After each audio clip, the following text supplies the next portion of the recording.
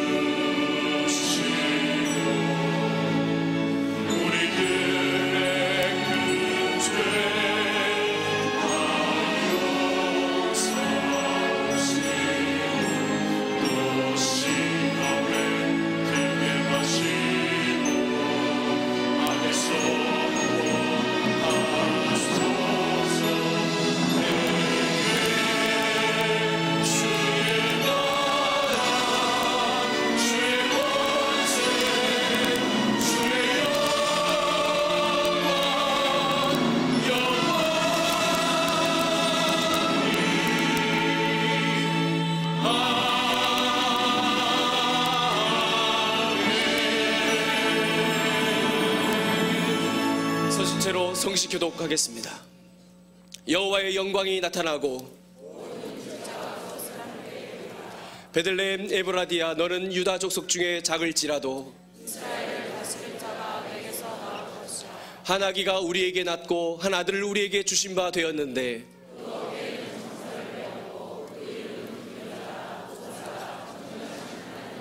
영존하시는 아버지라 평강의 왕이라 할 것임이라.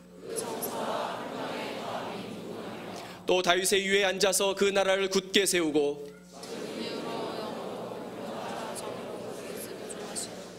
천사가 이르되 무서워 말라. 보라 내가 온 백성에게 미칠 큰 기쁨의 좋은 소식을 너희에게 전하노라.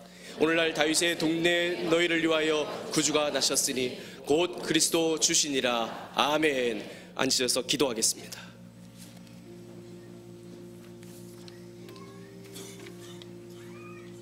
사랑의 하나님 아버지, 하늘 영광 버리고 우리의 구원자로 오신 임마누엘 주님을 찬양합니다.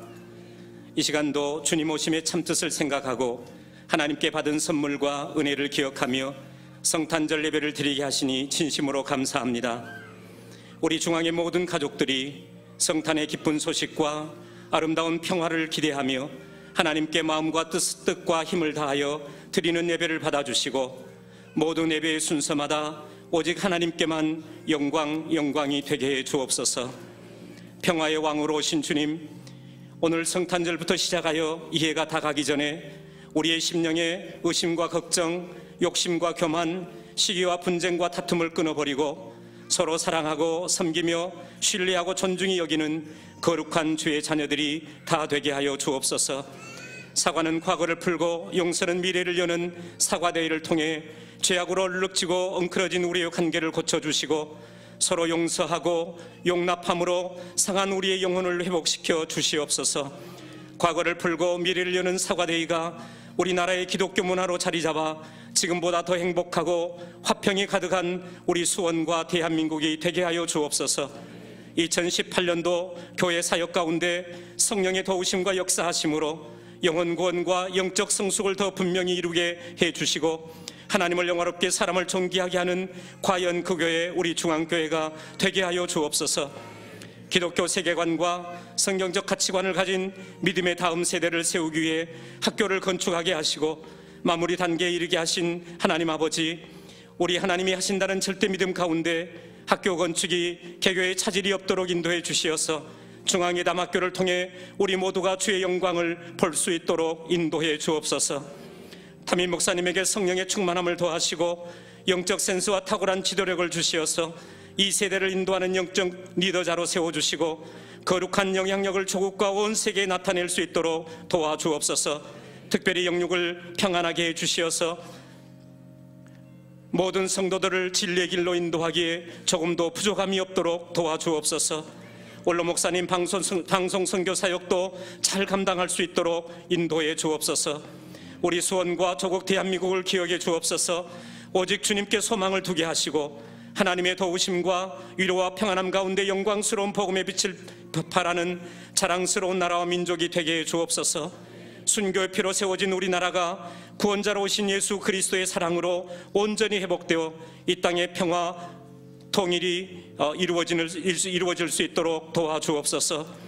이 시간도 말씀을 증거하실 담임 목사님을 성령의 권능으로 붙들어 주시어서 주실 말씀을 통해 큰 기쁨의 좋은 소식을 듣고 마음의 영혼이 더욱더 부해지는 은혜의 시간이 되게 해 주옵소서. 우리의 소망과 힘과 위로가 되시는 예수 그리스도의 이름으로 기도드립니다. 아멘.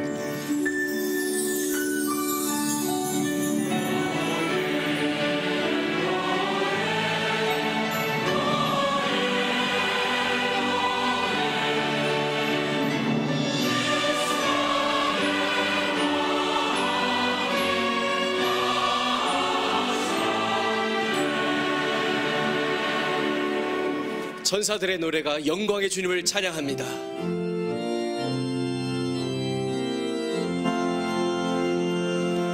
천사들의 노래가 하늘에서 들리니 산과 들이 기뻐서 메아리 저울린다.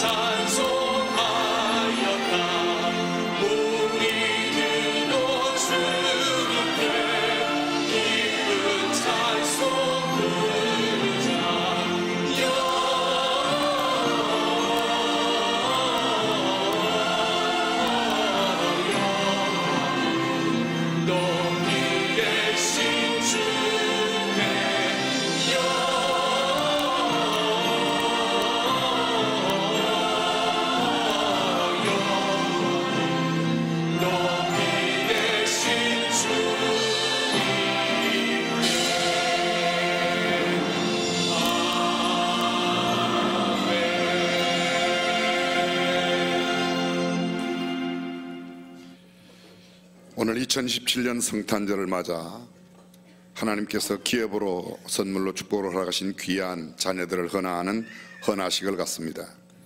우리 수원중앙 침례교회는 침례교회의 성경적인 정통신앙에 근거해서 어린아이들에게 유아 세례가 아닌 헌화식을 갖습니다.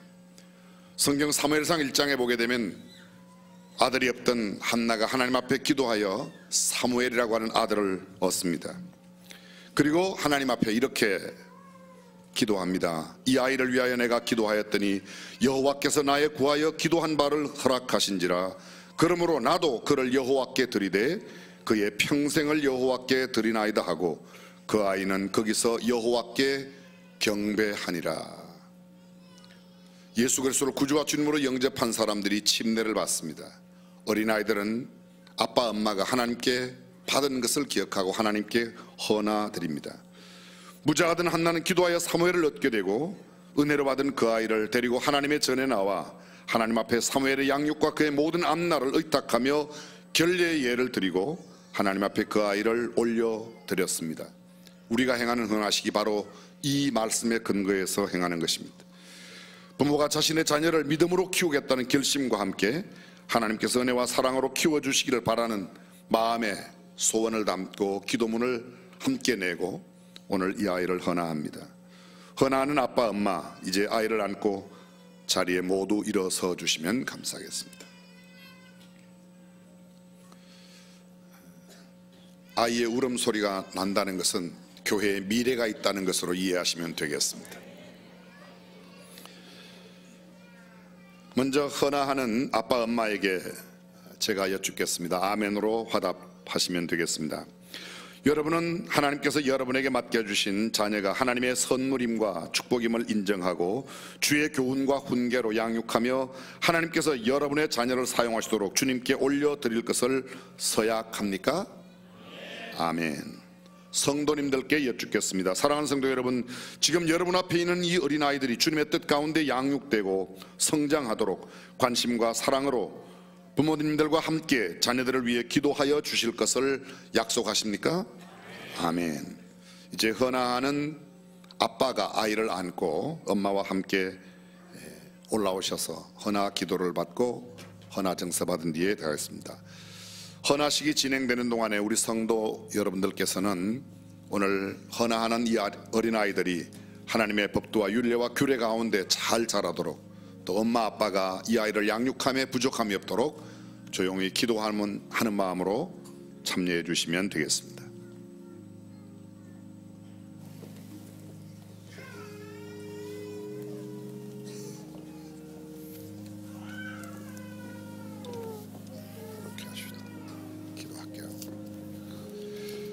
전능하신 우리 하나님 아버지, 사랑하는 하계미를 귀한 아빠 엄마에게 맡겨주셨습니다.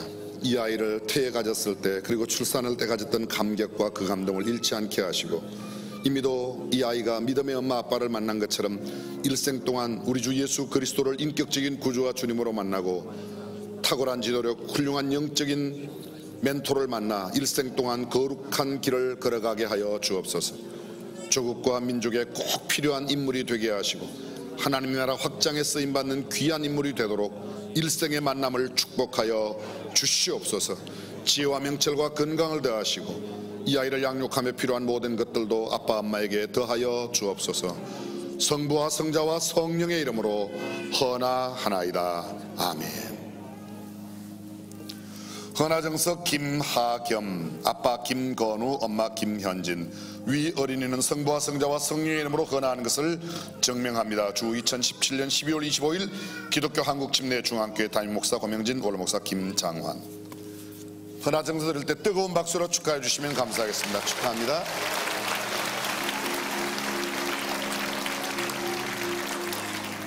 네, 축하합니다. 축하합니다. 축하합니다. 네. 축하합니다. 축하합니다. 네. 축하합니다.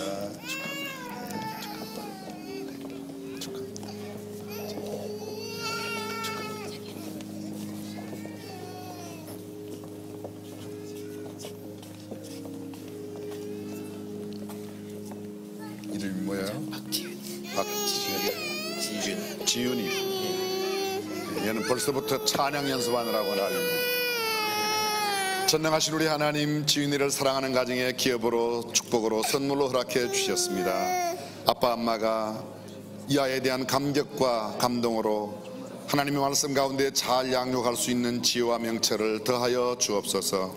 이미도 믿음의 가정에 태어나 귀한 아빠 엄마를 만났는데 일생 동안 조원 선생님, 꼭 만나야 될 친구, 무엇보다 예수 그리스도를 구주와 주님으로 만나는 축복된 역사가 있게 하여 주옵소서. 앞으로 조국과 민족에게 꼭 필요한 인물이 되고 하나님 나라 확장에도 쓰임받는 인물이 되게 하여 주옵소서. 지혜와 명철과 건강을 더하여 주옵소서. 역사의 거룩한 흔적을 남기는 하나님의 달로 자라게 하여 주시옵소서. 성부와 성자와 성령의 이름으로 헌화하나이다. 아멘.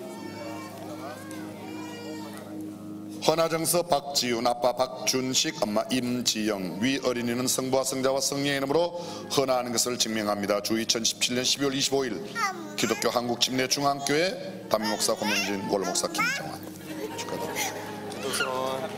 큰 박수 해주시면 감사하겠습니다. 아주 신났어요.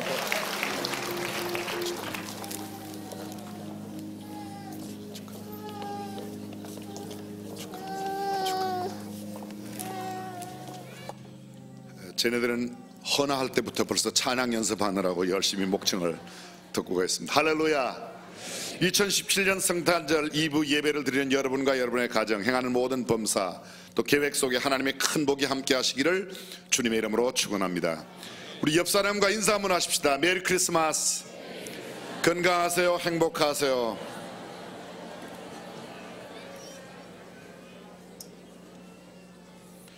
교회의 모든 소식은 어제 주보를 참고해 주시기를 부탁드리고요.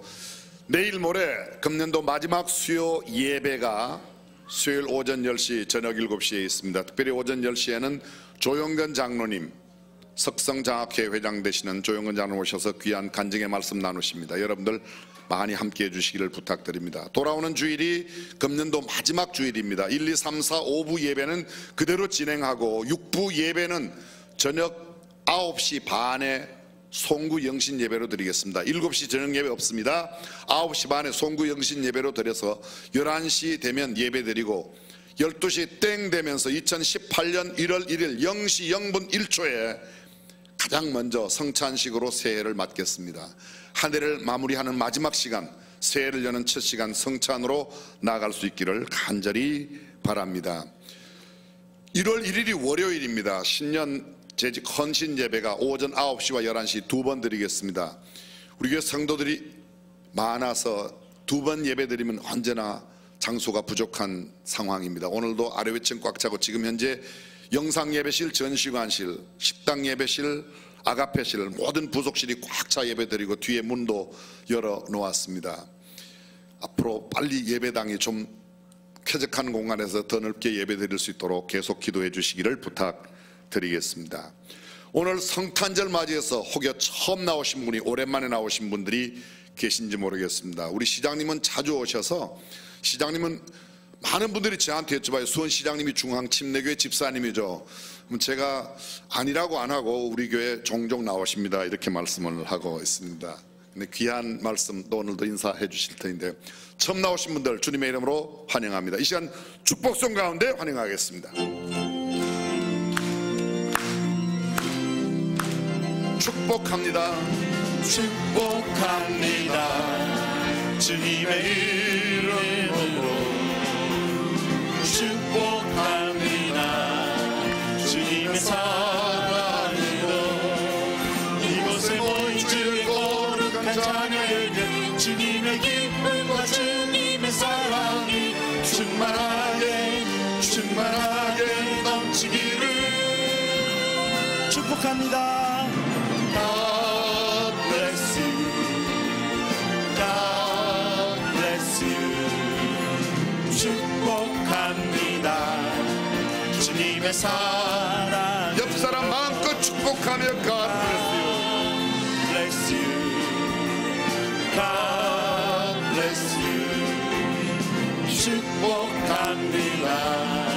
주님의 사랑으로.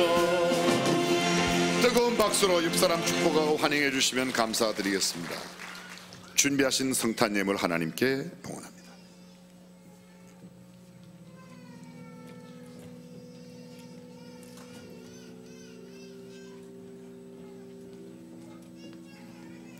하나님 감사합니다. 주님 태어나신 귀한 날 아침에 저희들 발걸음 주님 전으로 인도하시고 찬양과 기도와 말씀을 통해 예배드리게 하시니 감사드립니다.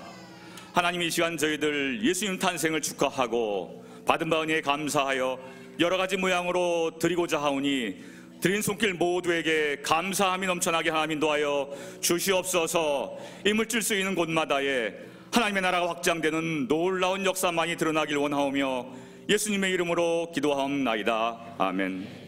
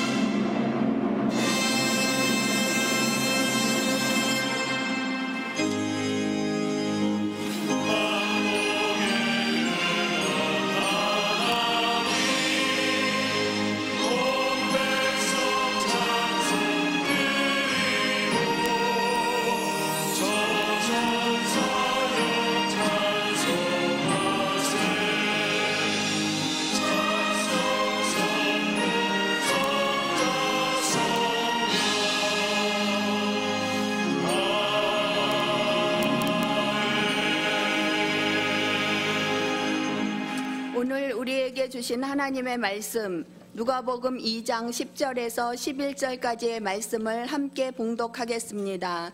천사가 이르되 무서워 말라. 보라, 내가 온 백성에게 미칠 큰 기쁨의 좋은 소식을 너희에게 전하노라. 오늘날 다윗의 동네에 너희를 위하여 구주가 나셨으니 곧 그리스도 주시니라. 아멘.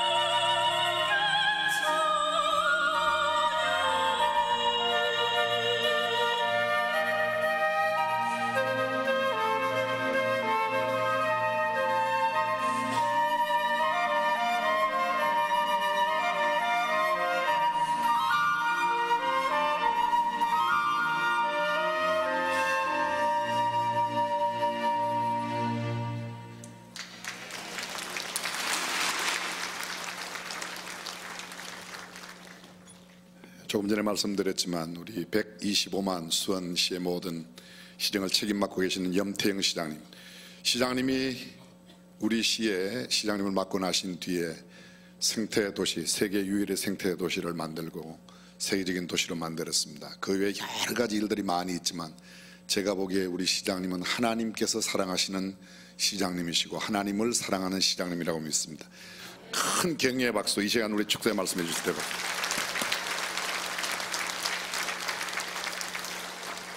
메리 크리스마스.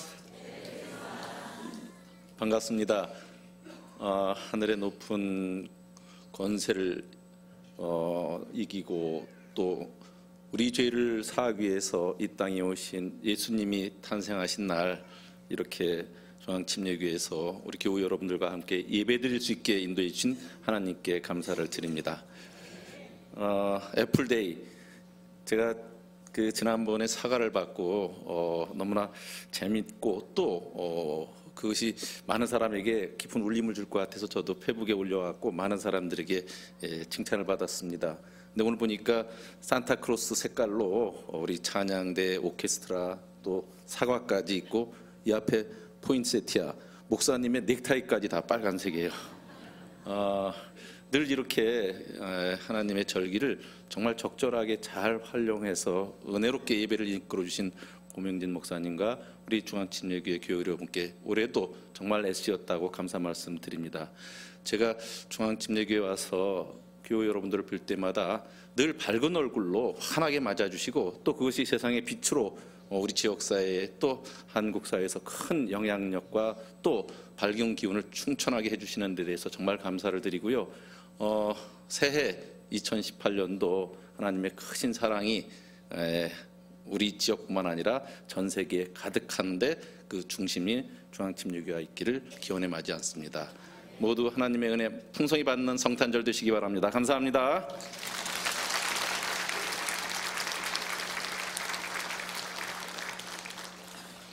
이런 말씀 드려도 될지 모르겠습니다. 내년에 선거가 있는데 여러분들께서 기도하고, 저는 누구 찍으라 소리는 절대로 안 하지만 하나님께서 사랑하시는 우리 대한민국 이룰 수 있도록 여러분들께서 선거는 꼭 참여하시는 게 옳다고 생각합니다.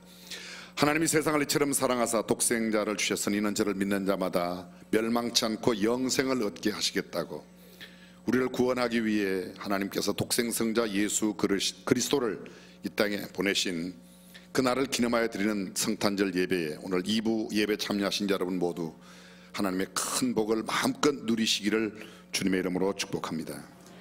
오늘 성경 말씀에 보면 온 백성에게 미칠 큰 기쁨의 좋은 소식이라는 말이 있습니다. 그래서 큰 기쁨의 좋은 소식, 우리가 기억하고 있는 대부분의 역사적인 큰 소식, 사건들은 좋은 소식이 아닙니다. 굿 뉴스가 아니라 배드 뉴스입니다. 큰 소식일수록 그러합니다.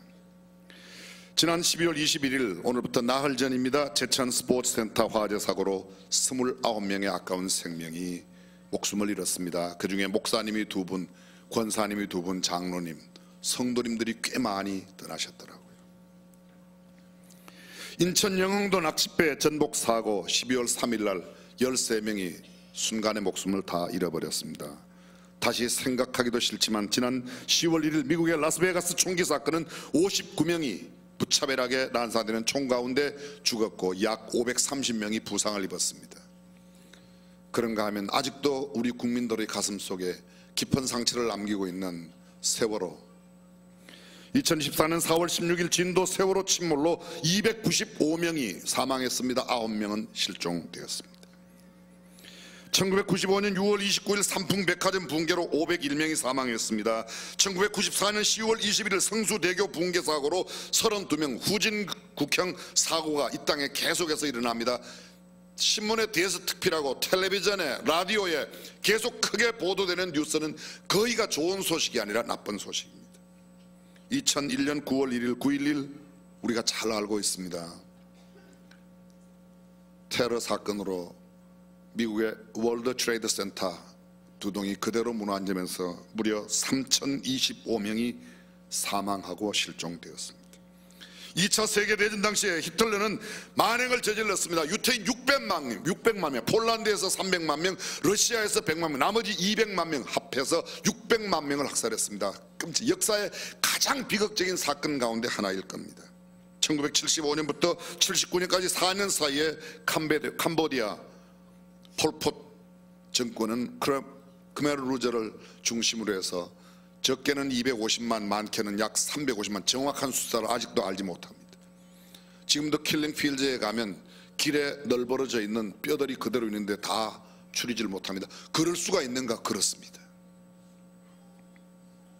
이 짧은 시간에 나열할 수 없는 수많은 비극적인 사건이 우리에게 큰 소식으로 다가오는데, 그다음 말씀드리지만 나쁜 뉴스가 얼마나 많은지 모릅니다. 오늘 성경은 온 백성에게 미칠 큰 기쁨의 좋은 소식, 이 땅에도 전혀 좋은 소식이 없는 것은 아닙니다. 간혹 있습니다. 새로운 신약이 개발되었다, 좋은 소식입니다. 새로운 기술이 개발되었다. 우리가 지금 쓰고 있는 이 스마트폰은 얼마나 좋은 기술인지 모릅니다. 예전에는 뭐 자료 하나 찾으려면 도서관을 뒤져야 되는데, 이제는 스마트폰 하나로 전 세계 모든 도서관에 들어갈 수 있습니다. 조그만 돈만 내면 전 세계 모든 상품을 여기서 다 검색할 수 있습니다. 미국에 있는 사람, 전 세계 어디에 있는 사람이든지 얼굴을 함께 보면서 통화할 수 있는 이런 세상을 우리가 지금 살고 있습니다. 그런데 이게 그렇게 크게 고마워하지는 않는 것 같아요. 5대, 6대 독자 집안에 또 아들이 태어나면, 지금은 남녀 구분이 없으니까, 아들, 딸 구분이 별로 없으니까 그렇지 않지만 그 아이의 출생 기쁩니다. 그러나 그 집안에 제한되어 있습니다. 좋은 회사에 입사하면, 입사한 사람은 기분이 좋지만 그 회사에 입사 원서 냈다가 들어가지 못한 사람은 아픔과 상처가 됩니다. 대학에 합격한 사람, 금년도 우리 교회에서 서울대학을 비롯해서 여러 좋은 대학에 많이 입학했습니다. 그런가 하면 한편 입학하려고 하였지만 들어가지 못한 사람은 지금도 전전긍긍 어떻게 하면 대학을 갈 수 있을까 생각하고 있습니다. 투병 중에 있는 사람이 건강을 회복했다, 기쁜 소식입니다. 그러나 그 병 중에 깨어나지 못한 채 그냥 생명을 잃어버리는 사람, 슬픈 소식으로 다가옵니다. 사업의 성공과 부귀 영화를 획득하는 것, 그것은 우리에게 기쁜 소식이지만 한편 실패한 사람들은 그것이 전혀 기쁜 소식이 될 수가 없습니다. 선거에 나가서 당선되면 기쁘지만 낙선하면 그것이 큰 부담이 되고 짐스러울 때가 있습니다. 농사꾼이 풍년을 만나면, 어부가 만선을 만나면 기쁘지만 그렇지 못할 때는 힘없이 돌아올 때도 있습니다. 일부 사람에게는 기쁜 소식이지만 대부분의 사람들에게는 슬픈 소식, 아픈 소식, 짜증나는 소식이 세상에 얼마나 많은지 모릅니다. 오늘 성경 본문은 예수 그리스도의 나심이 온 백성에게 미칠 큰 기쁨의 좋은 소식이었다고, 갈릴리 나사렛에서 살던 마리아와 요셉이 제국에 거주하는 모든 사람들을 호적하라는 로마 황제 가이사 아우구스토의 명을 받들어서 이 요셉이 다윗의 집 족속인 까닭에 다윗의 집 본적지인 베들레헴으로 호적하러 갔다가 만삭된 아내 마리아가 아이를 출산합니다. 여호와는 만시리에 들어갈 수 없었고 마국간에 들어가 마국간에서 분만을 하고 말구유의 어린 아기 예수를 뉘야만 했습니다. 강보에 쌓여있는 인류의 구세주 예수 그리스도, 폭신한 이불이 아닙니다. 밀크 담요가 아닙니다. 어떤 솜털이 아닙니다. 그냥 강보자기에 쌓여있는 아기 예수를 상상만 해도 얼마나 안타까운지 모르겠습니다. 그날 베들레헴 지경의 목자들은 밤에 밖에서 자기 양떼를 지키고 있었는데 갑자기 주의 사자가 나타났습니다. 그들에게 소식을 전합니다. 오늘 본문 내용, 오늘날 다윗의 동네에 너희를 위하여 구주가 나셨으니 이 구주의 나심이 온 인류에게 미칠 큰 기쁨의 좋은 소식이라고 말하고 있습니다. 온 백성, 온 백성, 무슨 말입니까? 온 백성은 누구를 가르칩니까?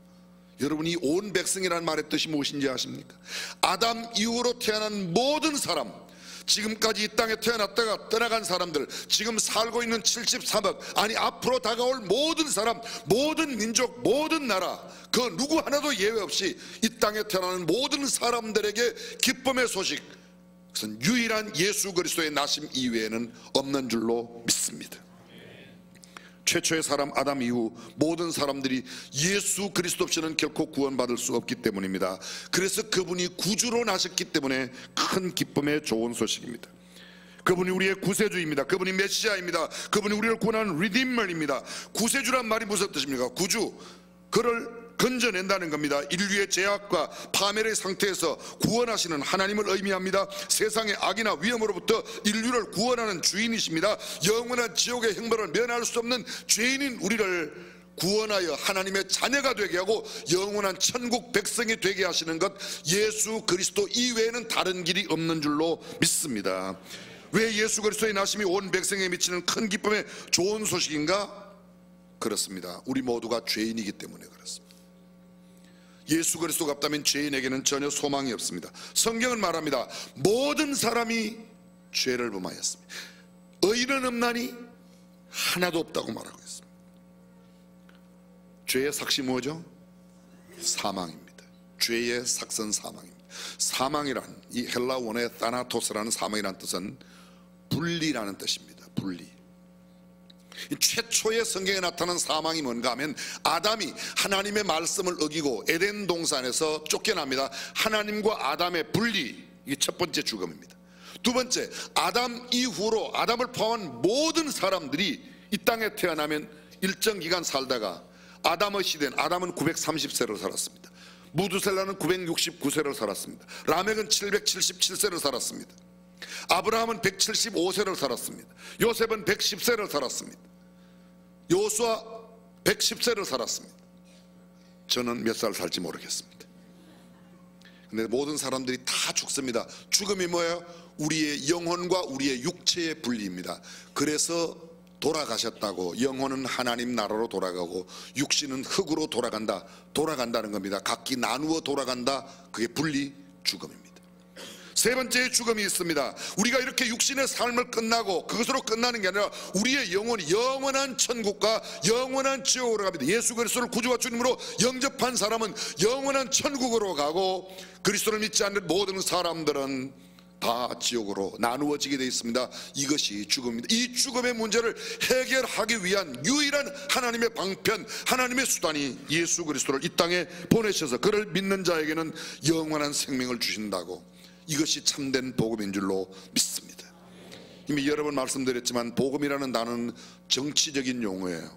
근데 성경에, 우리는 오늘 성경에서만 복음을 쓰지만 원래 그 단어는 정치 용어입니다.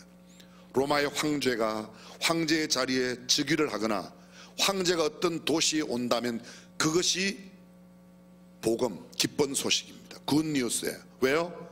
황제가 즉위하는 날 황제가 다스리는 모든 신민, 국민들에게 선물을 줍니다.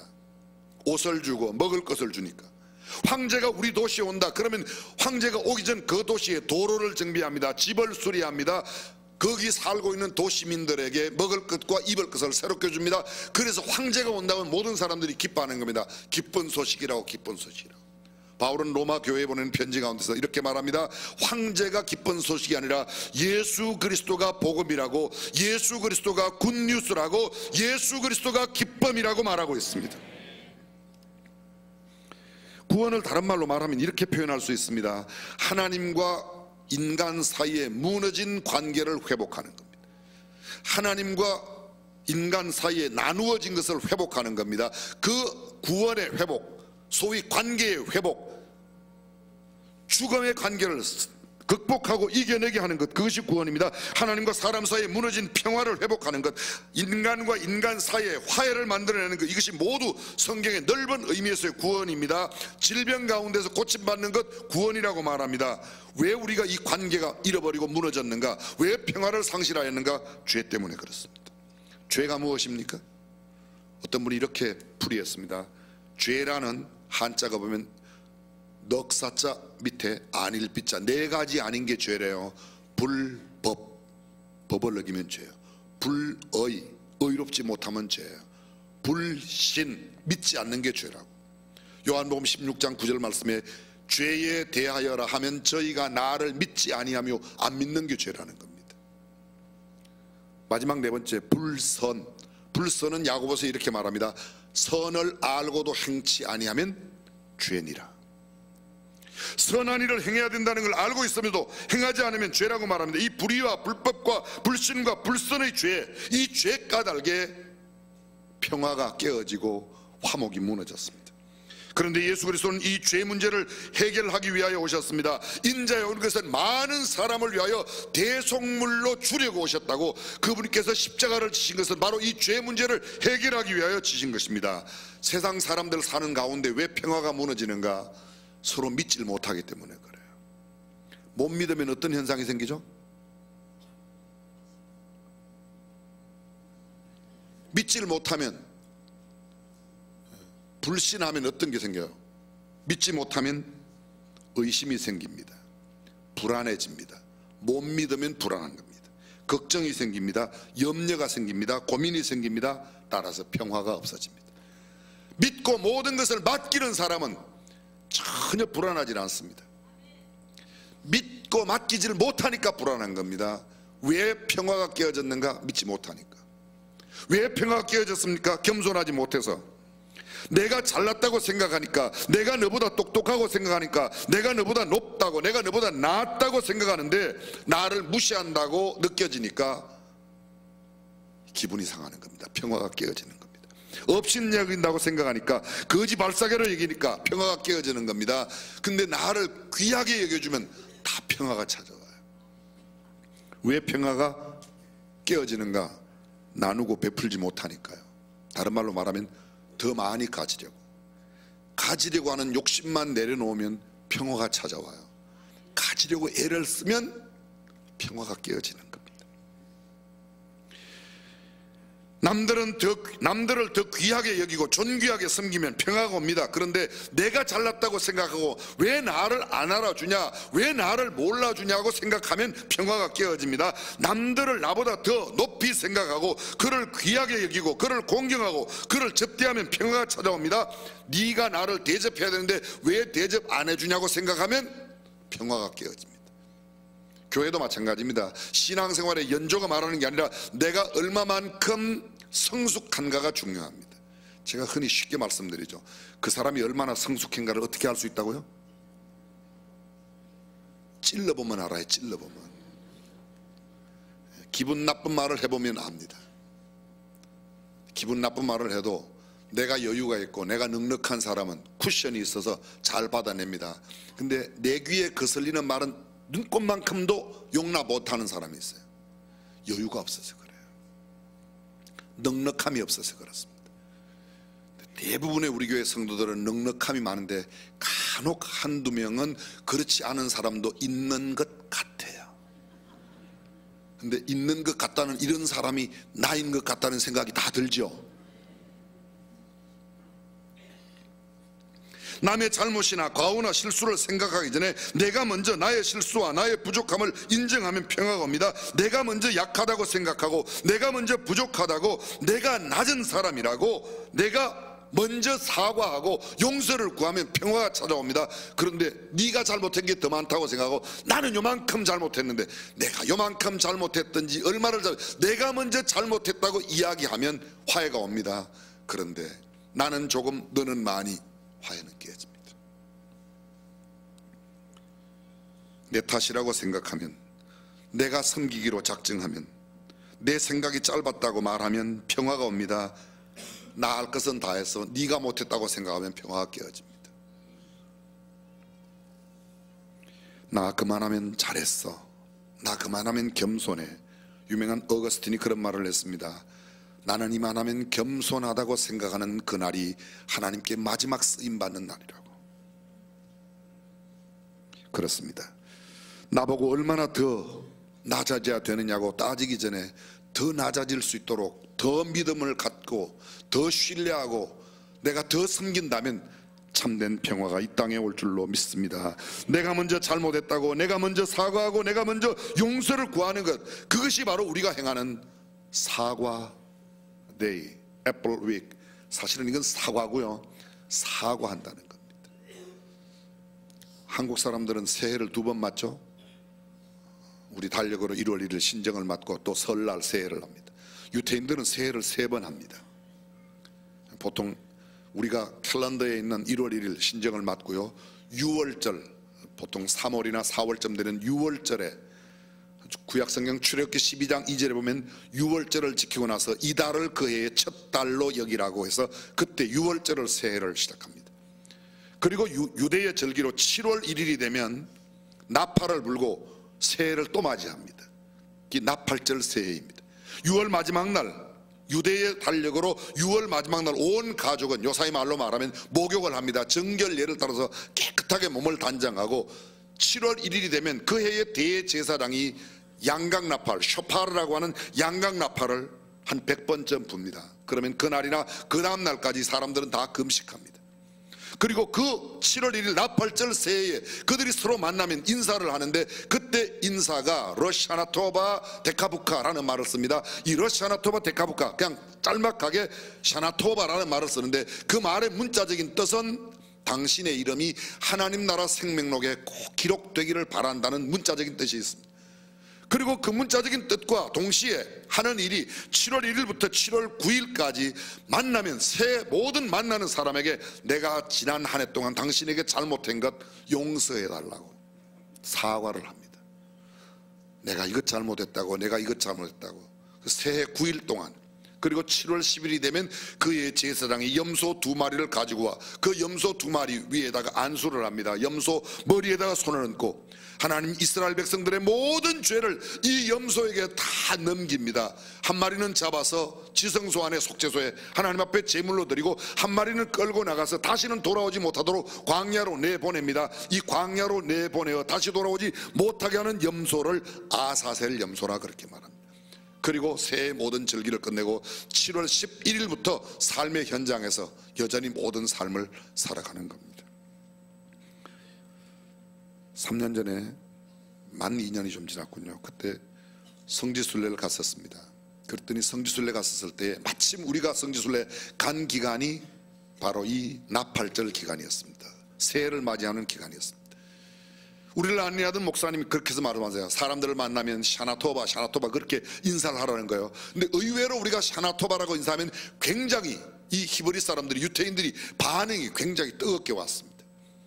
자세한 설명을 제가 여쭤봤더니 이렇게 이야기해요. 방금 말씀드렸던 새해가 되면 꼭 이렇게 하는데, 그들이 새해 첫날과 둘째 날 금식을 하고 그 다음 9일까지 먹는 음식, 10일은 모든 백성들이 다 금식하는 7월 10일은 그래서 그날이 나팔절 절기의 피크를 이루는 겁니다. 근데 1일부터 사이에 금식을 제외하고 음식을 먹을 때는 2가지 음식을 먹는데, 하나는 뭔가 하면 할라빵이라고 이스라엘 사람들, 유태인들이 만드는 둥근 빵입니다. 무늬도 둥글게 되어 있습니다. 왜 할라빵을 먹는가 하면 새해 동안에 이 둥근 빵처럼 둥글둥글하게 무난하게 굴러가라고 그랬답니다. 또 하나의 음식은 바로 이 사과를 먹습니다. 이 사과를 얇게 잘 잘라서 꿀에다가 찍어서 먹습니다. 사과를 먹는 것, 그건 왜 먹는가 하면 사과의 둥근 것처럼 한 해가 둥글둥글 잘 굴러가라고. 또 사과를 잘라서 꿀에다가 찍어 먹는데, 이 달콤 새콤한 사과 꿀에 찍어서 먹는 것처럼 한 해의 모든 범사가 달콤하게 되라고, 아주 달콤한 삶이 되라고 꿀을 찍어 먹고 사과를 나눠주는 겁니다. 제가 그 생각을 했습니다. 야, 이거 우리는 새해를 만나면 언제나 해피 뉴 이어, 새해 복 많이 받으세요. 새해가 되어서 작년 거 사과하지 말고 새해를 맞기 전에 사과하고 용서받고 새해를 맞으면 좋겠다. 우리 교회부터 한번 해봐야 되겠다, 이런 생각이 들었습니다. 그리고 와서 그 사람들은 새해에 먹는 사과를, 우리는 크리스마스 때 사과를 먹자. 그래서 사과하고 사과 먹고, 작년 재작년에 저희들이 사과를 드렸더니, 그때 하나를 드렸더니요, 사과하라고 남들에게 사과를 드리면 사과하라고 드렸더니 지가 다 잡숴버렸어요. 그 작년에는 미니 사과를 5개씩 드렸어요. 작년에 5만 개를 준비해서 5개씩 드렸어요. 그랬더니 뭐 사과 맛이 조금 있긴 있는데 재작년에 너무 좋은 사과를 먹었다고 맛이 좀 그렇다는 거예요. 올해 재작년에 샀던 사과, 우리나라에서 제일 맛있는 사과, 이거 사과 제가 우리 부목사님과 가서 직접 시식회를 했어요. 무농약 사과, 이 사과, 또 다른 사과, 우리나라에서 사과가 제일 맛있다는 사과가 문경 사과인데요, 거기 직접 가갖고 사과를 다 넣고 다 잘라갖고 이것도 먹어보고 저것도 먹고 맛이 어떠냐고 물어봤더니 하나같이 모든 사람들이 다 이게 맛있대요. 청송사과하고 문경사과가 맛있어요.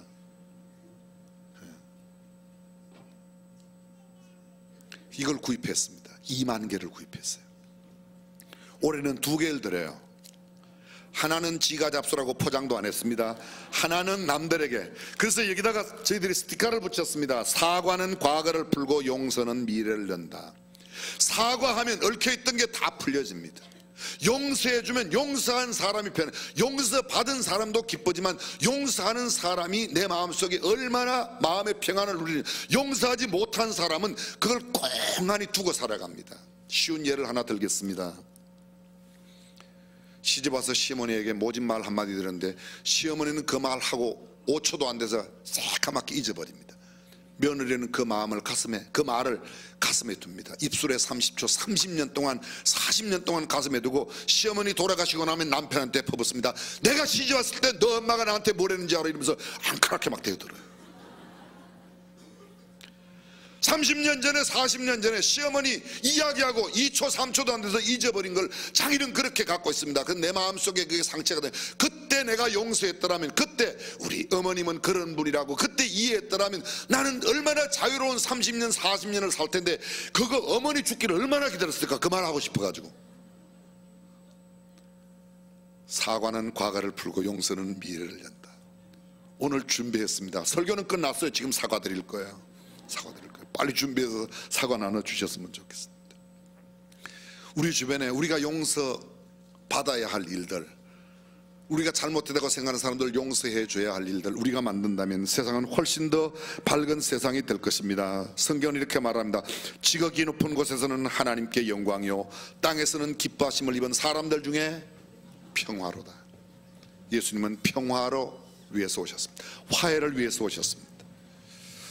사과를 받으시는데 한 분도 빠짐없이 딱 2개씩만 받으시길 바랍니다. 2개씩만. 오늘 일부 예배에 어떤 분이 가방에 하나를 더 넣어 가시려고 2개씩만 받아가시고, 하나는 여러분들께서 드시고 다른 하나는 오래가기 전에, 아니 지금 이 순간에 또 내가 이건 꼭 이 사람께 주고 사과를 구해야 되겠다. 용서해 주세요. 제가 잘못했습니다. 제가 더 신뢰하겠습니다. 제가 잘못했습니다.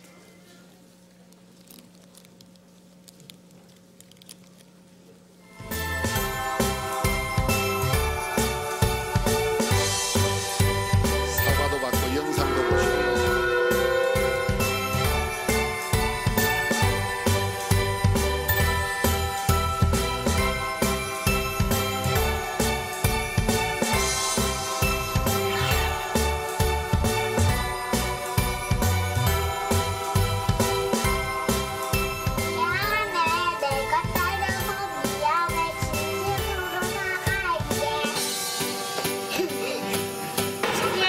못 지켜서 미안해. 괜찮아. 1년 동안 말 안 들어서 죄송하고 내년에 잘할게요. 괜찮아. 1년 동안 잘해보자. 자기야, 회사에도 늘 애쓰는데 아침밥도 안 차려줘서 미안해. 괜찮아. 그러다가도 잘 먹고 열심히 할게. 사랑해. 제시카 미안해. 그동안 집안일도 많이 못 도와주고 회사 일도 더 많이 해서 미안해. 사과할게. 괜찮아요. 사랑해요. 육아로 당신 많이 힘들 텐데 많이 못 도와줘서 미안해. 괜찮아. 이해할게.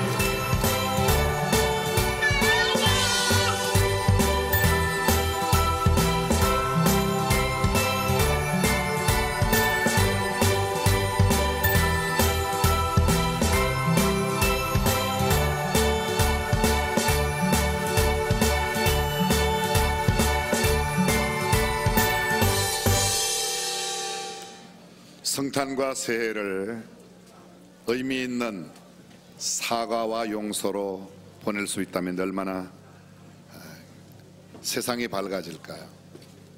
참된 평화와 참된 안식, 화해와 용서의 분위기가 우리로 말미암아 이루어질 수 있었으면 좋겠습니다. 대한민국에 교회가 참 많습니다. 예수 믿는 사람들이 부지기수입니다. 네, 아직 예수 믿지 않는 사람들과 우리가 별다른 차이를 보여주지 못하고 살아가는 것은 얼마나 안타까운 일인지 모르겠습니다. 저는 역사 속에 있는 짤막한 실화의 이야기 하나를 여러분에게 말씀드리고 오늘 모든 순서를 마치고자 합니다. 1944년 프리츠 빈켄이라는 독일인이 겪었던 감동적인 실화인데 리더스 다이제스트에 실렸던 에세이입니다. 1944년 12월 이른바 발지 전투로 알려지던 서부전선 대회전 당시에 벨기에 국경 부근 독일 휘르트겐 숲속 작은 오두막집에서 있었던 실화입니다.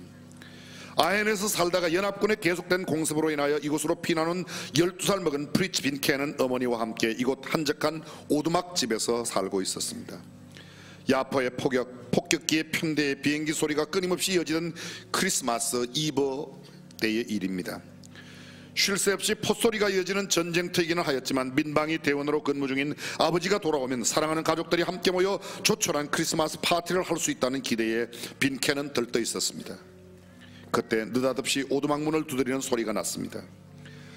어머니는 촛불을 끌고 문을 열었는데 눈 쌓인 겨울 나무들을 배경으로 철모를 쓴 병사 둘이 유령처럼 서 있었고 조금 뒤 눈 위에는 부상을 당한 병사가 누워 있었습니다. 어머니와 빈켄은 거의 동시에 그들이 적군인 미군들임을 알아챘습니다.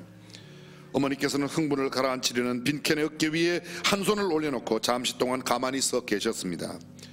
무장한 그들은 구태여 우리 허락 없이라도 강제적으로 집으로 들어올 수 있었으나 그냥 문 앞에 서서 잠시 쉬어가게 해달라는 간절한 눈빛으로 도움을 요청하고 있었습니다. 어머니는 그중 한 사람과 프랑스어로 말문을 열었습니다. 부대에서 나고한 그들은 독일군을 피해 사흘이나 숲속을 헤맸다는 것이었고 동료는 부상까지 입어 지금 위험하다고 했습니다. 철모와 점퍼를 벗고 보니 그들은 겨우 소년 티를 벗은 애띤 모습이었습니다.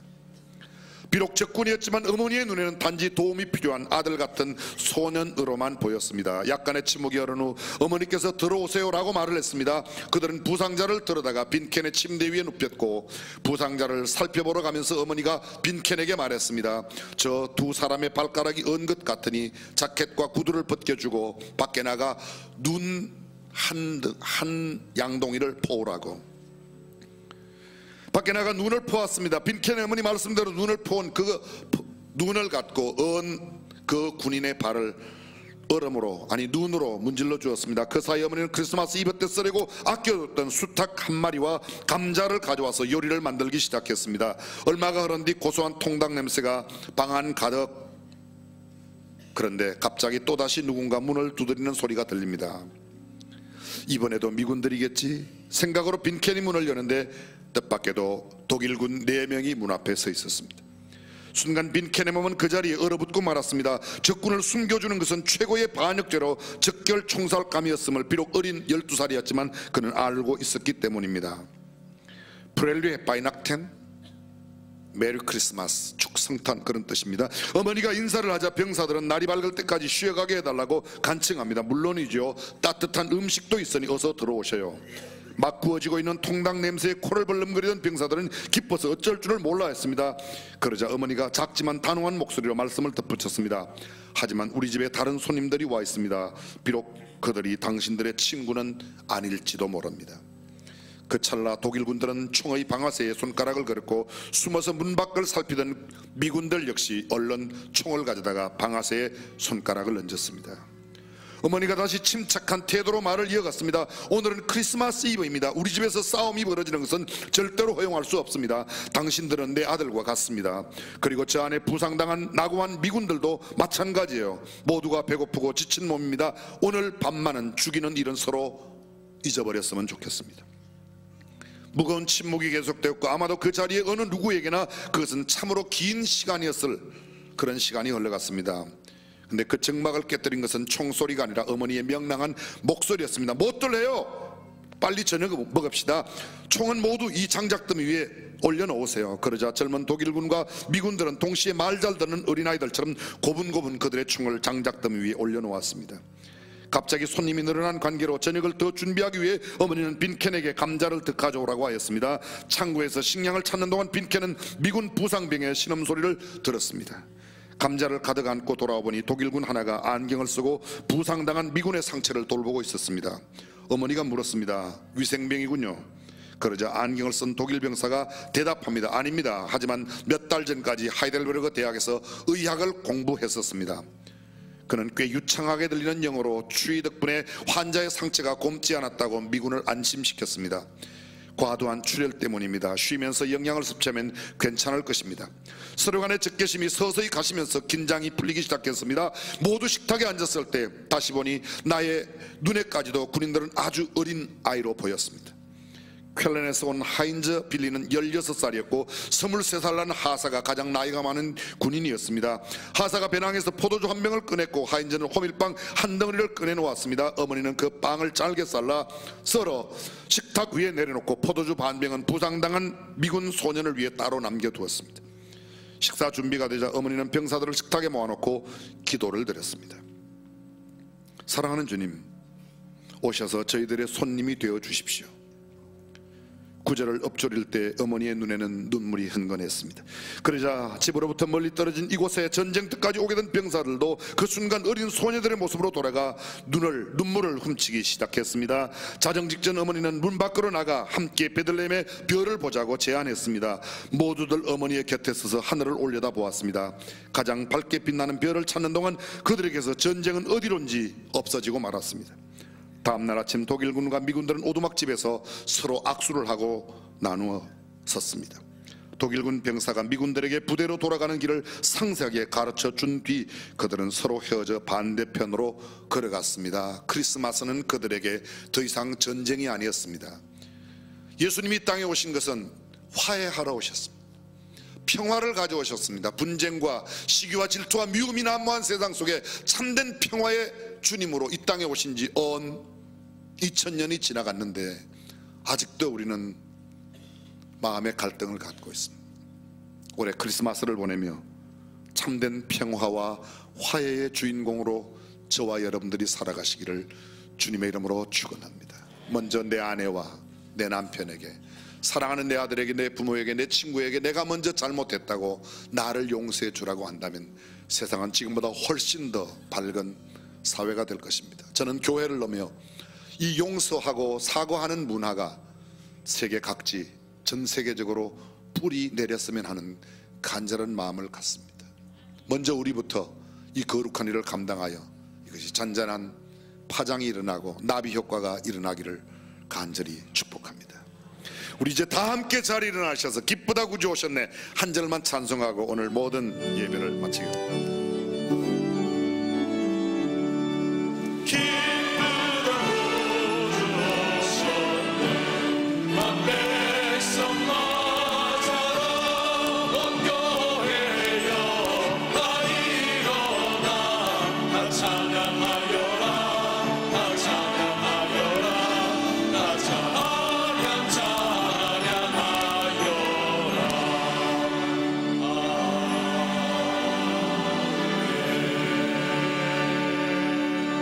마지막 축도하기 전에 앞뒤 옆 사람에게 메리 크리스마스 한 3분씩만 메리 크리스마스, 메리 크리스마스, 즐겁고 행복한 해피 크리스마스.